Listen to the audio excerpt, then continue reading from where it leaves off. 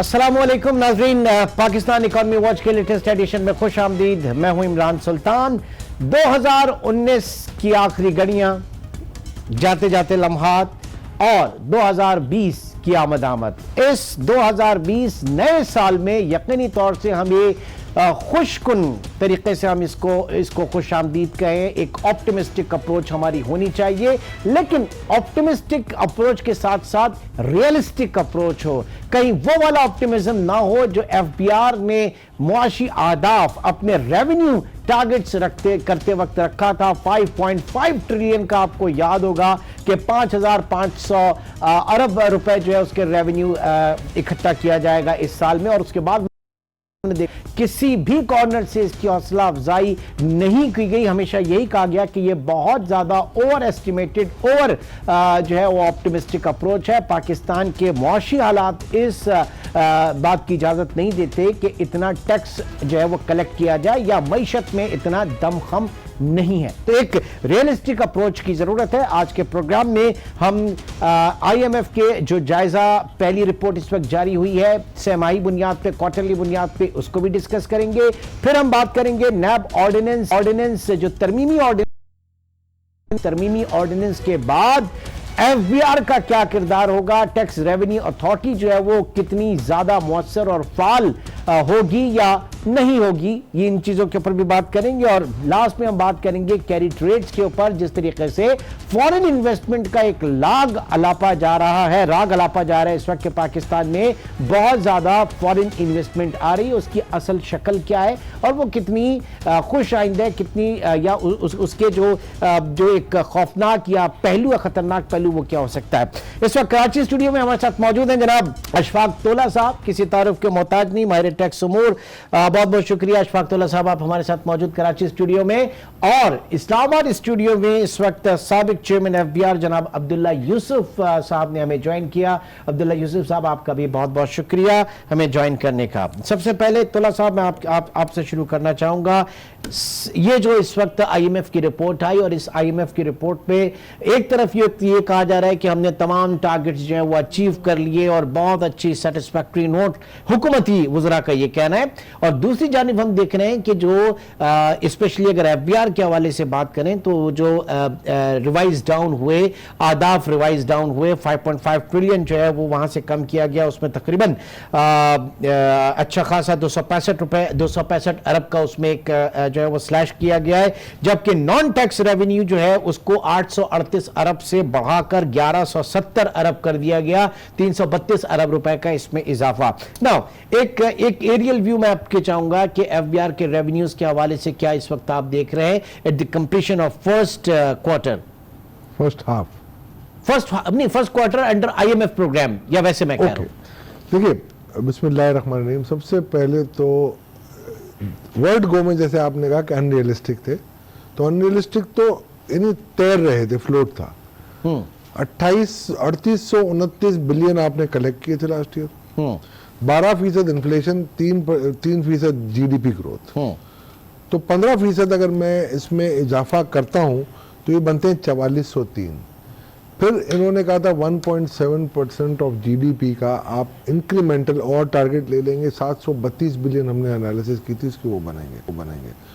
अगर मैं इन सबको जोड़ लेता हूं इमरान, तो ये बनते हैं 5135 बिलियन। और आपका बजट कह रहा था 5503, यानी दोनों आंखें एक दूसरे से नहीं मिल रही। सही। तो 368 बिलियन का शॉर्टफॉल तो डे 1 से ही आपको नजर आ रहा था। सही। तो अब वो तो टारगेट होना नहीं था। अब जो उन्होंने डाउनवर्ड रिवीजन किया है उसमें भी अगर मैं देखता हूं तो वो भी 5.2 ट्रिलियन से कम नहीं है, वो 5.238 ट्रिलियन है। 5238 अरब अभी रखा हुआ है, और आप ये कह रहे हैं कि 5135 अरब हो जाता अगर हम पहले आदात को जमा कर लेते। मैं आपको बता रहा हूं, उसमें अगर यानी कि अगर मैं पूरी देखता हूं पिछले हालात को, जिस हालत में उन्होंने किया कलेक्शन की, उनको मैं देखता हूं, और जो इकोनॉमिक स्लो डाउन आपका अब आ रहा है मजीद, मैं उसको जब देखता हूं तो मुझे ये नजर आ रहा है कि आज भी इसमें कोई अराउंड 100 बिलियन का फर्क नजर आ रहा है। ठीक है, तो वो 100 बिलियन तो पहले मुझे नजर नहीं आ रहा। हाँ, हो सकता है मिनी बजट कोई आ जाए, उसके तहत आप वसूल कर लो। दूसरा आपके सबसे बड़ा मसला जो मुझे नजर आ रहा है ये 1125 के रिफंड्स का अगर आपको याद हो, प्री बजट मैंने कहा था कि ये गले पड़ेंगे, एफबीआर की कलेक्शन में तो नजर आ जाएंगे, मगर बाद में हमें पता चलेगा कि जी ये आउटस्टैंडिंग अमाउंट है। और इस वक्त ये हो रहा है, जो मेरी इत्तला के मुताबिक 120 बिलियन रुपीस का रिफंड आउटस्टैंडिंग पड़ा हुआ था नवंबर 30 को, 120 बिलियन अरब तो का, ठीक है। 211 बिलियन आप पहले ही शॉर्टफॉल में थे, सही, प्लस 120 बिलियन के आप और ऐड कर लें, हाँ। तो ये 331 बिलियन तो अब माइनस है। ठीक, अब इसकी परफॉर्मेंस अगर मैं मेजर करता हूं, हाँ, तो ये पिछले साल और पिछले साल की परफॉर्मेंस में मेजर करता हूं 2017 से, तो ये बराबर बराबर नजर आ रहे हैं मुझे। ठीक है। लेकिन मुझे याद पड़ रहा है कि सेल्स टैक्स का जो मसला हुआ था जीरो रेट उठाने के ऊपर, तो आप कुछ आंकड़े जोड़ रहे थे, 700-750 अरब का रेवेन्यू यहां से हासिल हो सकता है। जब इन्होंने लास्ट हमारे प्रोग्राम्स में आप आए थे तो उस वक्त कुछ कैलकुलेशन थी आपकी कि हो सकता है कर लें? देखिए ना, 24 बिलियन, आप उसका 80% वो ले लें जो एक्सपोर्ट रिलेटेड वो वाले सेक्टर थे, जो 5 सेक्टर हम कहते थे, और उसका 80% अगर मैं कॉस्ट ले लूं तो ये बनता ही इतना अमाउंट है। अब वो उनको लग रहा था कि हम ले लेंगे, वसूल लेंगे, मगर एक्सपोर्ट भी उस रेशियो से नहीं बढ़ी। ठीक है। दूसरी बात ये है कि आपने जब डीवैल्यू किया है तो क्वांटिटी तो शायद बढ़ गई है, आपका क्वांटम नहीं बढ़ा एक्सपोर्ट का। सही। अब रुपी वैल्यू में जो भी बड़ी इकोनॉमिक ठीक है। एक्टिविटी यहाँ मुझे नजर नहीं आ रही है, नहीं नजर आ रही। अब्दुल्ला यूसुफ साहब, कितना ओवर समझ लें कि ऑप्टिमिस्टिक एक अप्रोच थी एफबीआर की ये अहदाफ रखते वक्त, और अभी भी जो बात की जा रही है 5238 अरब, क्या आप समझ रहे हैं? और इसके बाद जो नॉन टैक्स रेवेन्यू टारगेट जो है उसको बढ़ा दिया गया, तो इसके असरात क्या देख रहे हैं? कुछ इक्वेशन बैलेंस होती हुई नजर आ रही है आपको? जी शुक्रिया। देखें, जैसे कि अशफाक साहब ने टेक्निकल पॉइंट्स में काफ़ी वो दे दी है ना, फिगर्स भी, कि हम कैसे आगे चल रहे हैं, कितने % हमारी आ रही है, ग्रोथ एंड इंक्रीज एंड आपकी इन्फ्लेशन और ये वो सारा कुछ। अब जो बुनियादी चीज़ है ना, ये जब हम रेवेन्यू टारगेट्स की बात करते हैं, वो अनफॉर्चुनेटली अगर हम अपनी पूरी हिस्ट्री भी देखें ना, तो हर साल क्या होता रहा कि एक टारगेट पहले फिक्स हुआ, फिर उसको रिवाइज डाउनवर्ड किया, और फिर उसको भी अचीव नहीं किया। अब फॉर्चुनेटली एक बीच में 5 साल का पीरियड आता है, when I happen to be there as the chairman, कि जो भी हमने टारगेट फिक्स किए उनको एक्चुअली एक्सीड किया, और एक साल बीच में ऐसा भी था जिसको हमने रिवाइज अपवर्ड किया और फिर उसको भी अचीव किया। यानी आपके दौर में रिवाइज डाउन, आपके दौर में रिवाइज डाउन नहीं हुए थे टारगेट्स, आपने अचीव किया और एक मर्तबा रिवाइज अप किया। बिल्कुल, एब्सोल्युटली, ये है आपकी हिस्ट्री है, it is available on record. अब बात ये है कि अब यहाँ पे जो रेवेन्यू की बात हो रही है कि हमने इसको अचीव करना है या क्या और कम हो जाना है वगैरह, देखें बात बुनियादी जो है ना, मैं जो कहता हूँ और समझता हूँ वो है, हमने हर हालत में अपने रेवेन्यूज में इजाफा लाना होगा। अब क्वेश्चन ये है कि what is actually the way forward. चूंकि हमारी bulk of our economy is cash economy, non documented economy, तो आपका जो होता है ना कि आपकी अगर इकोनॉमी की टोटल पोजीशन ली जाए कि इसमें इतनी आपकी अगर आ रही है, इस वक्त टैक्सेशन कलेक्ट हो रहा है, और एक्चुअल अगर इकोनॉमी को बेस बना के देखा जाए तो जितनी भी उनकी इनकम फ्लो है उसके हिसाब से लिया जाए तो फिर वो कितना आएगा। क्योंकि एक लास्ट जो सर्वे था उसके मुताबिक there is almost an 80% gap in that the tax gap, यानी अगर आप 100 रुपया कलेक्ट कर रहे हो तो 80 रुपीज आप कलेक्ट नहीं कर पा रहे। ठीक है। तो अब ये जो मसला है, जो हमारी कैश इकोनॉमी वाला मसला है, that has to be dealt with, और ये कोई इतना आसान बात नहीं है या काम नहीं है, it is challenging and will take time also. लेकिन उसकी जो सोल्यूशन है ना, इन माई व्यू अगेन, वो है सिस्टमेटाइजेशन थ्रू ऑटोमेशन। आपका CNIC number is your sole identifier. अब आपकी इकोनॉमिक एक्टिविटीज के जितने भी थर्ड पार्टी सोर्सेज हैं, वहां से आपको इंफॉर्मेशन लेनी होगी, और फिर जब आपके पास वो फैक्ट्स एंड फिगर्स सामने आ जाते हैं, and then when you confront that person, how is he going to deny, तो वो फिर टैक्स पेयर बेस में जो हमें सब्सटेंशियल इजाफा लाना है जिसके ठीक। बेसिस के ऊपर फिर आपका जो टैक्स टू जीडीपी रेशियो है उसमें इजाफा आना चाहिए और टोटल रेवेन्यू यानी आप बात कर रहे हैं सिस्टमाइजेशन थ्रू ऑटोमेशन की आप बात कर रहे हैं। शब्बर ज़ैदी साहब भी इसकी इसके बड़े दाई हैं और डे वन से वो यही इसी की बात करते हैं। लेकिन तुला साहब, अब ऑटोमेशन की आप बात कर रहे हैं, वो शनाख्ती कार्ड का मसला, क्योंकि ज़ाहिर है कि अनडॉक्यूमेंटेड इकोनॉमी और ये तमाम पहलू आप चैनलाइज अगर करना चाहें तो आपने देखा कि पूरे मुल्क में क्या कराची से खैबर तक ताजिरों ने हाल किया, उनकी स्ट्राइक, मौलाना का धरना, और उसके बाद उनको एक वेवर मिला, एक रिलीफ मिला 30 जनवरी तक का। क्या 30 जनवरी के बाद ताजिर जो हैं ये वाला मसला हल हो जाएगा? क्योंकि ये तो बेस है, बेंचमार्क ही आपका आईडी कार्ड है तमाम डॉक्यूमेंटेशन के लिए। इमरान देखिए, 2-4 चीज़ों को आपको बड़े अच्छे तरीके से मरूज़ खातिर रखना पड़ेगा। ये 2011 में SRO 190 एक आया था। 2011 में SRO 190, ठीक है। उस वक्त ये बिल्कुल डिस्प्यूट अराइज हुआ था और मैं मीडिएटर था between federation of Pakistan chamber of commerce, traders और FBR के दरमियान, ठीक है। एक मैकेनिज्म तय हुआ था कि 6 महीने में हम इसकी इम्प्लीमेंटेशन करेंगे। बिगिन विद पहले महीने में 50% आप कंप्लायंस दे दे ट्रेडर्स को, हमने कहा था, और एवरी मंथ हम उसको 5-5, 10-10% से बढ़ाते रहेंगे। और कंप्लायंस हमने कहा था 6 महीने में आप हो जाएंगे। उस वक्त इत्तेफाक से वो नवंबर में आया था और उसकी एप्लीकेबिलिटी जनवरी से थी, तो हमने उसको जून को बेंचमार्क बना के कर दिया था। इस मरतबा जब ये आई चीज तो एनॉमली कमेटी बनी, इत्तेफाक से मुझे मेंबर थे आप उसके? मैं चेयरमैन ही था, ठीक है। उस वक्त मैंने यही सजेशन दी थी FBR को, मगर मेरा ख्याल है शायद IMF के प्रेशर में आके वो ये बात नहीं माने, मगर फायदा कुछ नहीं हुआ।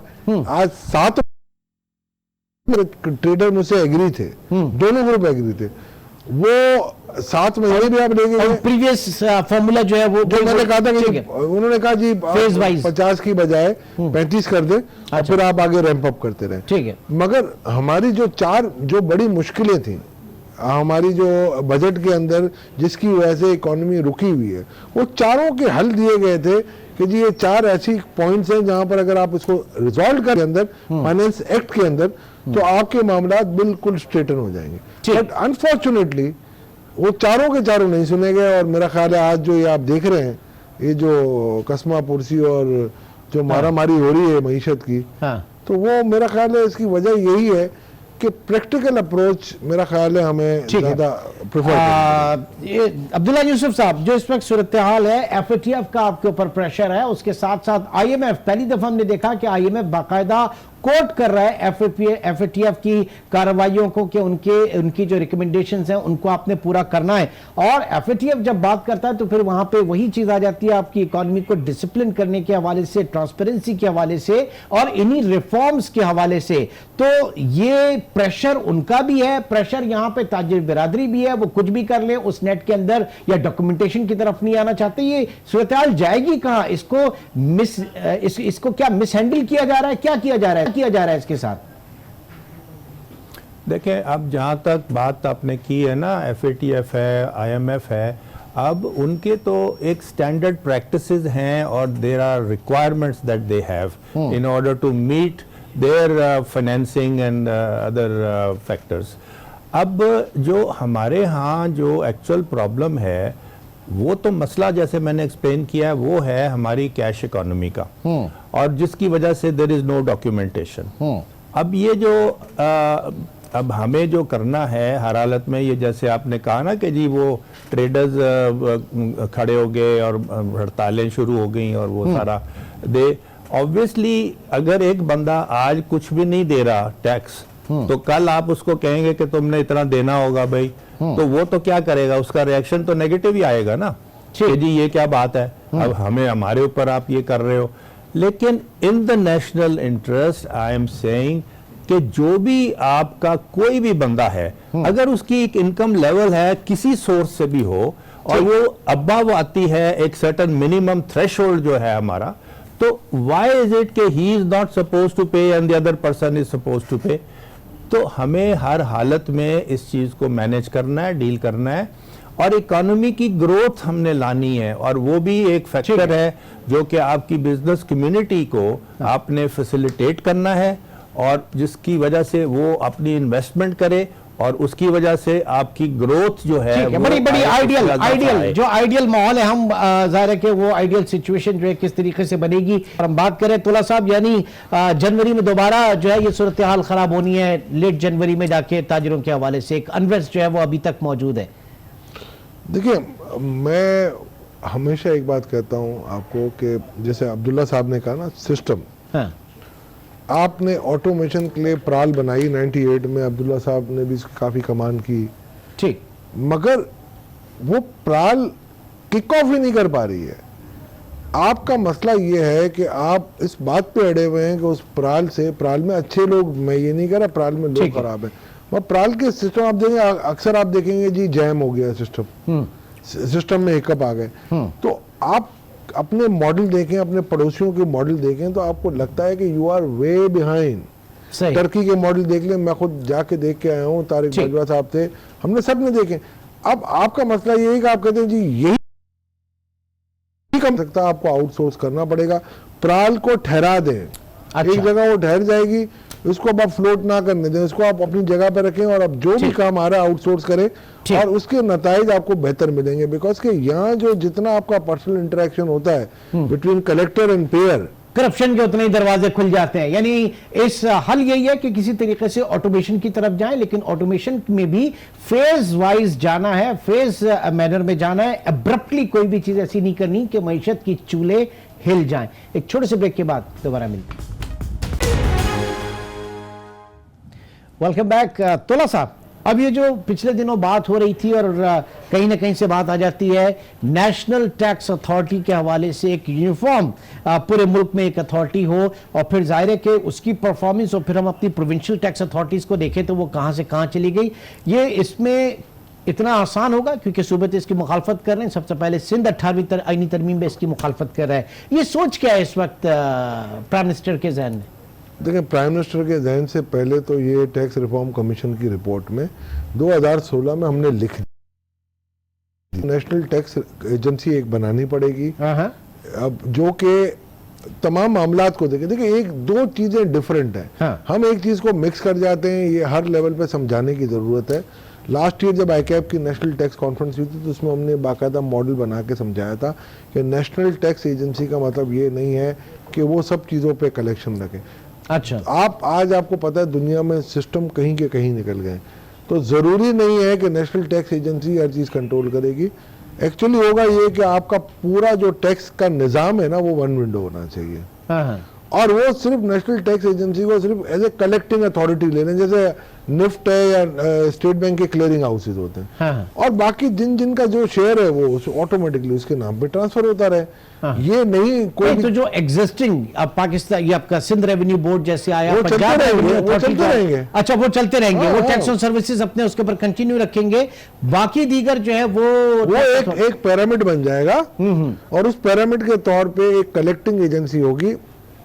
बेशक ये भी हो सकता है उसको आप लॉ के रिव्यू का भी इख्तियार दें कि चारों सूबों को मिला के, जैसे एक डिस्प्यूट आते हैं, अब पंजाब कहता है जी हम डेस्टिनेशन पे करेंगे, सिंध कहता है हम ओरिजिनेशन पे करेंगे, तो भुगत तो टैक्स पेयर रहा है। अब जब टैक्स पेयर भुगत रहा है तो इनडायरेक्टली पाकिस्तान की मईशत भुगत रही है। ठीक है। अब्दुल्ला यूसुफ साहब, आप क्या कहेंगे नेशनल टैक्स अथॉरिटी के हवाले से जो बात इस वक्त की जा रही है, नेशनल टैक्स एजेंसी के हवाले से जो बात की जा रही है इस प्रपोजल पे? देखें, अब बात ये है कि अब ये भी एक ऐसी चीज़ है जो कि काफ़ी अरसे से इसके ऊपर भी डिस्कशन और डिबेट चलती आ रही है, और उसमें ये जो नेशनल टैक्स अथॉरिटी वाली बात है ना, वो भी एक फ़ैसला ऑलरेडी किया गया है गवर्नमेंट की तरफ से, जो इम्प्लीमेंटेशन का इशू है बेसिकली।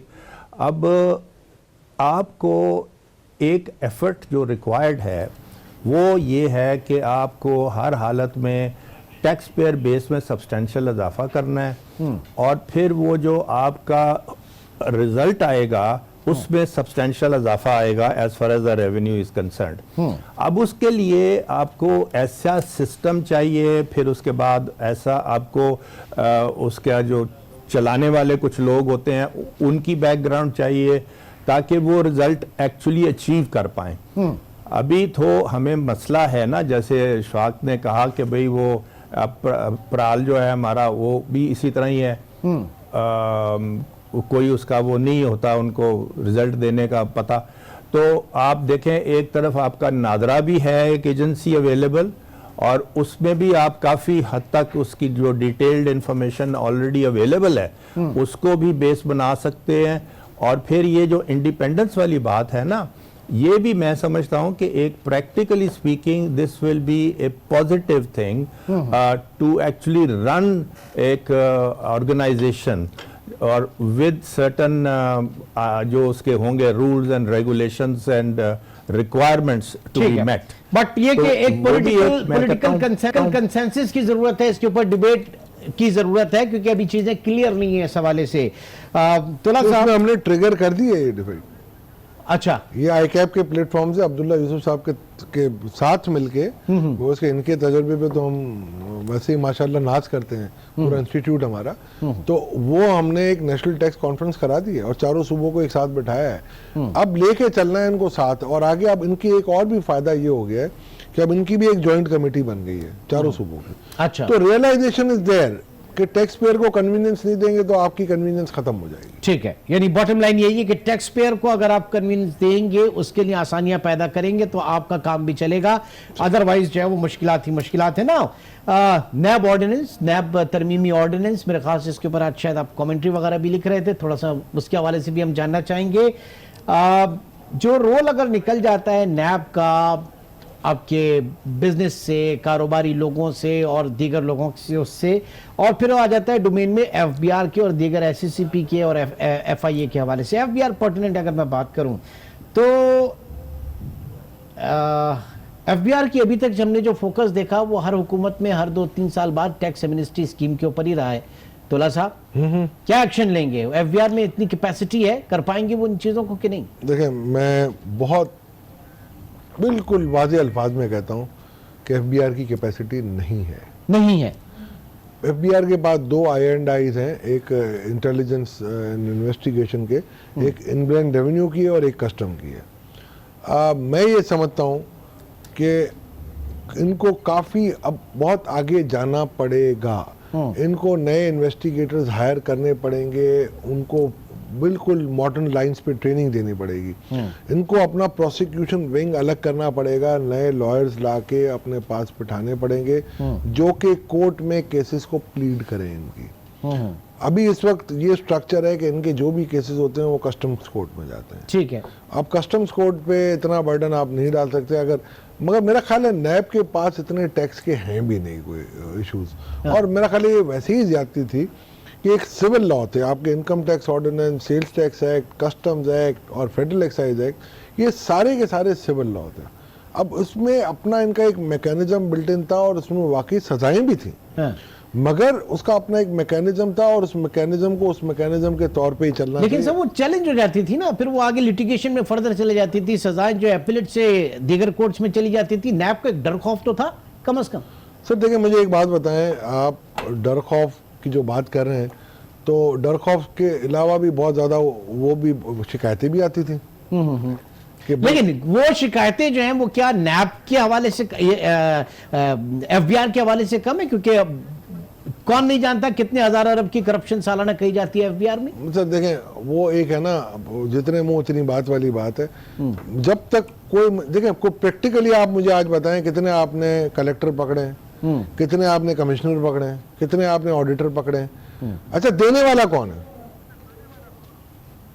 देखे ना, अगर आप नहीं, हमने तो अब्दुल्ला यूसुफ साहब, हमने प्राइम मिनिस्टर साहब के मुंह से सुना कि इतने हजार अरब की नैब में करप्शन है। चेयरमैन ये कहना है कि इतने हजार अरब की करप्शन जो है वो एफबीआर के अंदर है। माफ कीजिएगा, एफबीआर की मैं बात कर रहा था। तो इस इदारे में ये परसेप्शन क्या है इस इदारे का, और अगर इतनी भारी जिम्मेदारी आयत कर दी जाती है तो आप क्या समझते हैं कि सलाहियत है, इस्तेदाद है, कैपेसिटी कंस्ट्रेंट तो नहीं है वहां पे? देखें, जैसे अभी तोला साहब ने कहा है ना, उनका मसला कैपेसिटी का तो है, और उसके लिए आपको हर हालत में जो भी रिक्वायर्ड चेंज है वो लानी होगी। और जैसे मैं कह रहा हूं कि जो मेन जो वे फॉरवर्ड है वो आपका फोकस रिक्वायर्ड है on that process of automation through सिस्टमेटाइजेशन।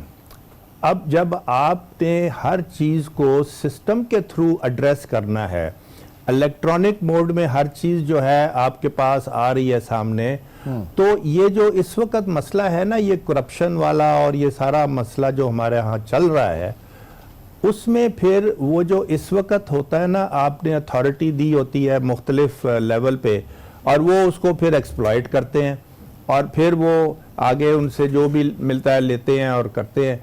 अब जब आप उसको जब सिस्टमेटाइज करके और ऑटोमेट कर देते हो, तो फिर वो कोई डिस्क्रेशनरी बात नहीं रहती, and it will just transparently bring out whatever are the facts and figures.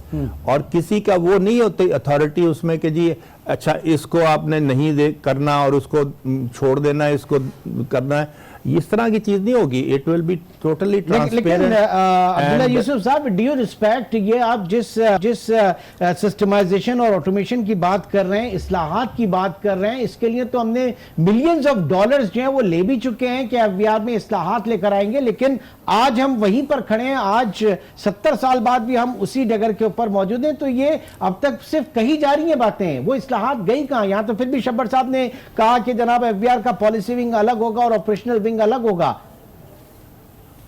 बिल्कुल, वो तो उसमें अब जैसे एक अथॉरिटी ऑपरेशनल ऑर्गेनाइजेशन बनती है और दूसरी तरफ पॉलिसी मैटर्स जो हैं, हाँ। वो आपकी जो रेवेन्यू डिवीजन है बेसिकली वो उसका रोल होगा। अब ये जो चीज़ है ना कि भाई अब हमने इसको मैनेज कैसे करना, क्योंकि ये तो पहले से ही चली आ रही है और उसके ऊपर उस तरह से रिजल्ट नहीं आ रहा। हाँ। प्रॉब्लम हमारा ये होता है कि हमने जो भी कोई इनिशिएटिव लिया जाता है ना जब भी, तो वो 1 step forward and 3 step backward approach unfortunately चल रही है, क्योंकि उसमें वही वेस्टेड इंटरेस्ट का जो मसला है ना, वही आके और फिर उसको कि जी देखे ना, जैसे अब ओवरऑल जब ये सेल्फ असेसमेंट का कॉन्सेप्ट इंट्रोड्यूस हुआ, उससे पहले तो हर बंदा जाता था ना आईटीओ साहब के पास और फिर उसको ले दे करके और वो असेसमेंट ऑर्डर इशू होता था। अब जब सेल्फ असेसमेंट का कॉन्सेप्ट आया तो वो आपने खुद ही फाइल करनी है अपनी रिटर्न, और आपने कहीं पे भी नहीं जाना किसी के पास। जब ये चीज इम्प्लीमेंट की गई तो वहां पे जो हमारे वो कहने लगे कि देखे जी अब हमारे पास तो कोई आता ही नहीं, तो फिर हमारा क्या बनेगा। ठीक है, ये आप देखें, आप सर चूंकि चेयरमैन एफबीआर भी रहे, जरा मोटा मोटा अगर आपको याद हो तो हमें बता सकते हैं कि हमने इस्लाहात के नाम पर जो है वो एफबीआर के लिए कितने मिलियन डॉलर्स जो है वो दिए गए थे उस इस्लाहाती प्रोग्राम के हवाले से, और कहां से हमें मिले थे, याद हो? अब ये बात भी काफी पुरानी बात है, काफी नहीं है। तोला साहब से पूछ लेते हैं जी। तोला साहब, 120 मिलियन डॉलर टार्प फंड में मिला। 120 मिलियन डॉलर अब्दुल्ला साहब थे। अच्छा। उसको यूटिलाइजेशन हुई है ना। ठीक है। अब ये जो टीए आ रही थी 498 या 398 मिलियन की थी, मैंने इनको प्राइम मिनिस्टर साहब को मैंने कहा, अब्दुल्ला साहब भी मौजूद थे, मैंने कहा भाई मत लेना ये टीए, हमारे अकाउंट में आ जाती है, लोन आ जाती है। ठीक। और जो कंसल्टेंट्स वगैरह आते हैं वो बाहर से आते हैं, आते जाते तो ऑफिसों पे ले जाते हैं। सही। हमारे हाथ में कुछ नहीं लगता। तो वो मेरा ख्याल है ग्रोइंग रियलाइजेशन है कि उनसे मगर अब अगर उन्होंने टीए ले लिया है तो मैं तो कुछ नहीं कह सकता। चलें, गुफ्तगू हो रही है इस वक्त हमारे इस टैक्स अथॉरिटी के हवाले से, एफबीआर के खदोखाल, एफबीआर के इश्यूज, मामलात और कैसे इसको ठीक किया जा सकता है, क्या होना चाहिए। एक छोटे से ब्रेक के बाद दोबारा मिलते हैं।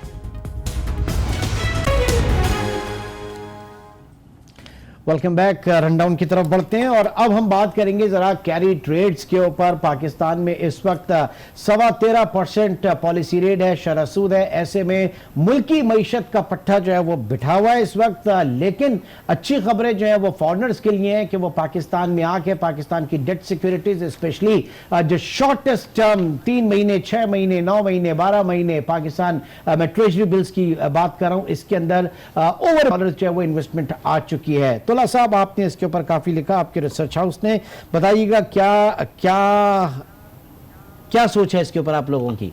आपको एक 6 महीने पहले वाली बात याद दिलाता हूँ, जब पाकिस्तान बनाओ सर्टिफिकेट जी, उस पे आपने अपने देशियों को 6% दिया। सही, कि आप बिस्मिल्लाह करें, आप इन्वेस्ट करें, पाकिस्तान बनाओ। हाँ। और पाकिस्तान लुटाओ के लिए अब आपने 13.5% आपने गोरों को दे दिया। यानी आप कह रहे हैं टी बिल्स जो है वो दरअसल पाकिस्तान लुटाओ सर्टिफिकेट्स।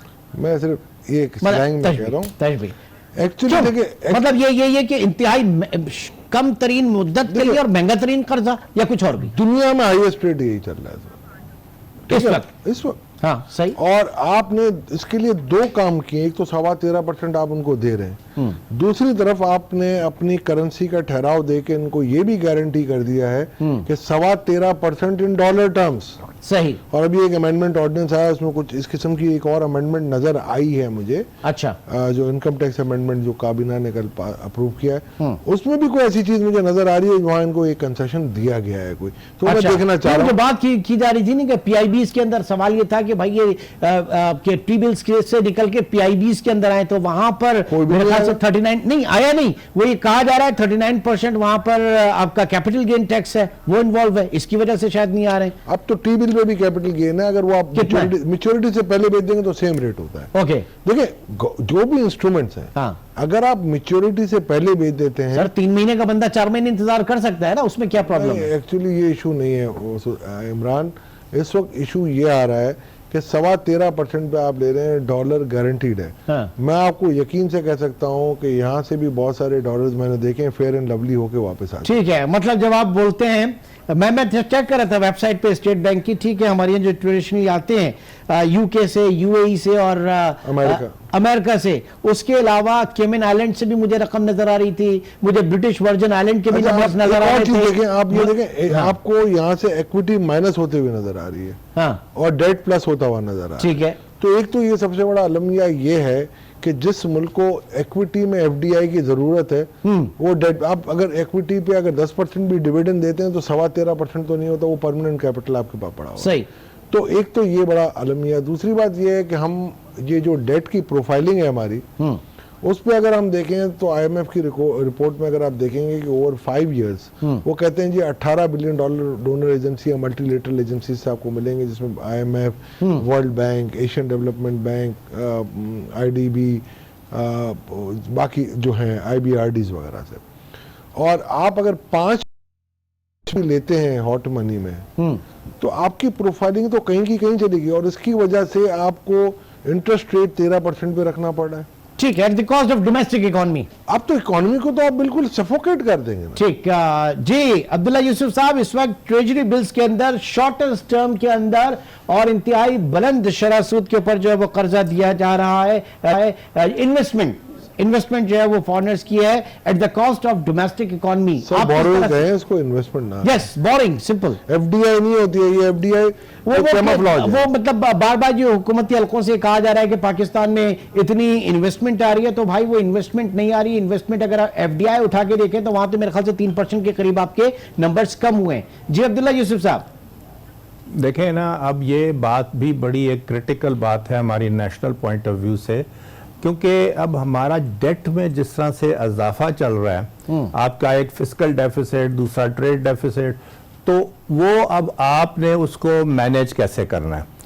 अब उसके लिए अब ये जो किया जा रहा है ना इस वक्त कि भाई हमने लोन ले लिया है और हमने मेकअप कर दिया है, हमारा जो भी रिक्वायरमेंट है उसमें कोई मसला नहीं है। मसला हमारा बुनियादी है कि ये जो डेट में इजाफा, और फिर अब आप उसको इतना हाई रेट ऑफ टैक्स भी,